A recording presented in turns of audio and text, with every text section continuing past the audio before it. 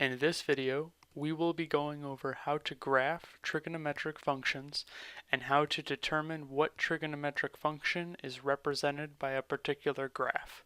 In this problem, we've been asked to graph the function y equals -2 cosine of x plus pi over 4.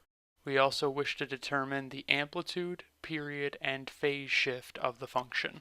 Determining the amplitude, period, and phase shift will help us with the graph, so we will do that first. The first thing to find is the amplitude. We can see that the amplitude is going to be 2, and this negative here is going to cause our function to be inverted. So we'll write amplitude equal to 2, and it's inverted.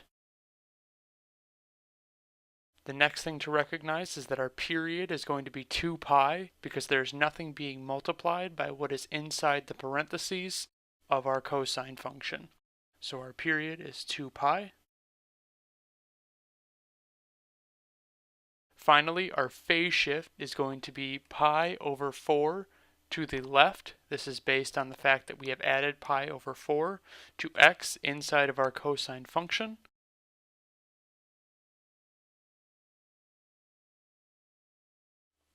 This phase shift will shift our function pi over 4 spaces to the left on our x-axis.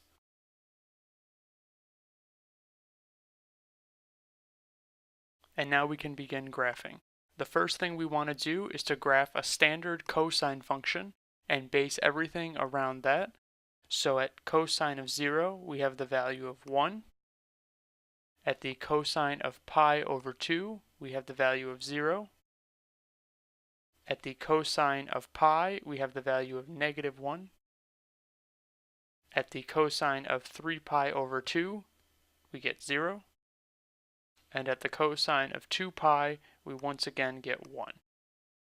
Thus we have graphed a complete period from 0 to 2 pi. Now we need to first fix our amplitude and note that it is inverted. So what is originally 1 will become -2. And we can erase our first point. 0 will remain exactly where it is. What is originally -1 will become +2. Once again, we erase our original point. 0 will remain where it is, and what was originally 1 will become -2. The next thing to note is that our phase shift is pi over 4 to the left, so we need to take each of these points and shift them to the left by a distance of pi over 4. Pi over 4 is approximately the distance from here to here, given that that is about half of pi over 2. So we'll take each of these points and shift them that distance. So this point will go here. This point will move to here. This point will move to here. And finally, this point will move to here. We can now erase all of our original points. Once that is done, we can now graph our function. And just like that, we have our function of y equals -2 cosine of x plus pi over 4. For our next problem, we once again need to graph a trigonometric function, given the function y is equal to sine of 2 times the value x minus 2 pi over 3 plus 2.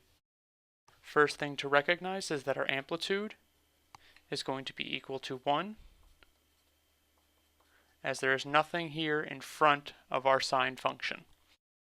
We can also note that because there is no negative there, it will not be inverted.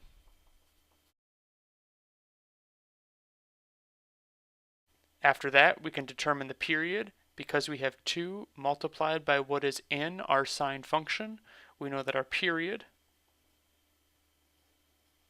will be equal to 2 pi divided by 2, or pi. Next we have our phase shift, which for this particular problem is going to be 2 pi over 3 shifted to the right.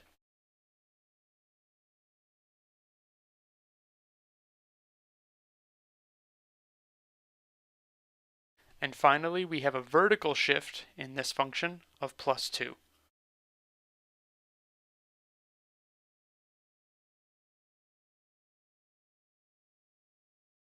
Now we can begin graphing our function. We start by placing the points of just a standard y equals sine of x function. There's our complete period. Our amplitude is fine as is, and we do not need to invert this function. The next thing to recognize is that our period is half of what it originally would be. So all of these points need to be moved to the left such that the period will be half of what it currently is. So we need to move this point and cut it in half. Pi would be moved to pi over 2. 3 pi over 2 would be moved to 3 pi over 4. And finally 2 pi will be moved to pi. And now we can erase all of our original points. Next, we can account for our phase shift of 2 pi over 3 to the right. We'll begin with the point at 0, needing to move to 2 pi over 3 to the right. Our next point here will also be moved 2 pi over 3 to the right.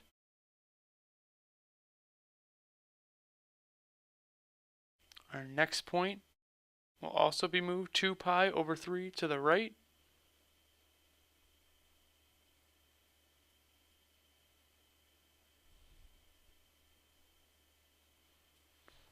This point also needs to be moved 2 pi over 3 to the right.